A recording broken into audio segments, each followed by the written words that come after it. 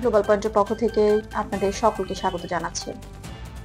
সম্প্রতি যুক্তরাষ্ট্রের প্রতিনিধি পরিষদে পাশ হয়েছে নতুন প্রতিরক্ষা বিল, যেখানে অন্তর্ভুক্ত করা হয়েছে আগামী অর্থ বছরের ব্যাপক নিরাপত্তা ও প্রতিরক্ষা পরিকল্পনা। এই বিলে মধ্যপ্রাচ্য এবং বৈশ্বিক নিরাপত্তা ব্যবস্থাকে ঘিরে বেশ কিছু গুরুত্বপূর্ণ বরাদ্দ রাখা হয়েছে, যার মধ্যে রয়েছে ইসরায়েলের প্রতিরক্ষা সক্ষমতা উন্নয়নে যুক্তরাষ্ট্রের দীর্ঘদিনের যৌথ কর্মসূচিগুলোকেও আরো এগিয়ে নেওয়ার সিদ্ধান্ত। ইসরায়েলের জন্য উল্লেখযোগ্য বরাদ্দ রাখা হয়েছে এবং আন্তর্জাতিক সংবাদ মাধ্যম যেমন রয়টার্স, এপি নিউজ এবং পলিটিকের বিশ্লেষণও এই বরাদ্দ নিশ্চিত হয়েছে। বিশেষ করে প্রতিরক্ষামূলক প্রযুক্তি উন্নয়ন কর্মসূচি যেমন আয়রন ডোম, ডেভিড স্লিং এবং অ্যারো প্রতিরক্ষা ব্যবস্থার জন্য অর্থায়ন অব্যাহত থাকবে। এগুলো সম্পূর্ণভাবে প্রতিরক্ষা কেন্দ্রিক এবং যুক্তরাষ্ট্র ইসরায়েলের যৌথ গবেষণা ও প্রযুক্তি উন্নয়ন চুক্তির অংশ হিসেবে পরিচালিত হচ্ছে।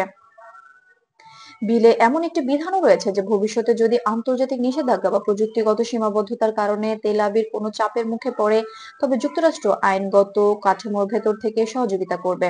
এটি মূলত দ্বিপাক্ষিক নিরাপত্তা অংশীদারিত্বের ধারাবাহিকতা নিশ্চিত করার একটি দিক বলে বিবেচিত হচ্ছে।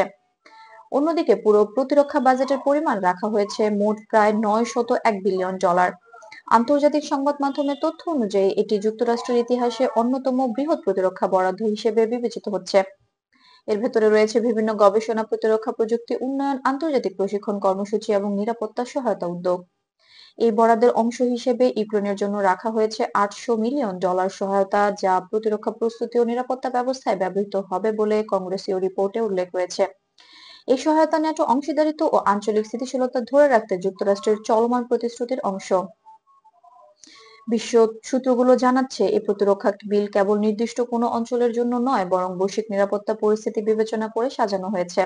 তাই বাজেটের একটি বড় অংশ প্রতিরক্ষা গবেষণা, প্রযুক্তি বিনিয়োগ এবং আন্তর্জাতিক নিরাপত্তা সহযোগিতাতেও ব্যবহৃত হবে।